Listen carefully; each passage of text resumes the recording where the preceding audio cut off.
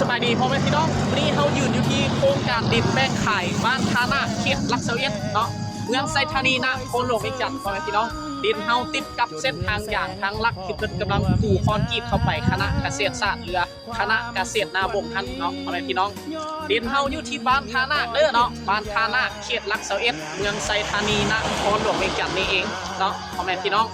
ดินงามๆราคาเป็นกันเองพ่อแม่พี่น้องเนาะทางทุกเส้นที่เข้าไปในโครงการนี้เขาก็ปูอย่างให้ทุกเส้นเนาะดินเฮาติดทางปูอย่างทุกตอนราคาเป็นกันเองเนาะเริ่มต้นเพียง99 ล้านกีบต่อตอนเท่านั้นมีเป็นราคาเต็มเนาะพ่อแม่พี่น้องมีส่วนลด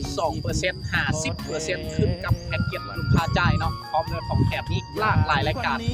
จ่ายก้อน29 ล้านกีบบุกสร้างอยู่ได้เลยส่วนที่เหลือพอดยาว24 เดือนเหลือ2 ปีบ่มีดอกเบี้ยจักกีบเนาะพ่อแม่พี่น้องมาแทกได้ตามวงเงินตามอกตามใจพ่อแม่พี่น้องเนาะ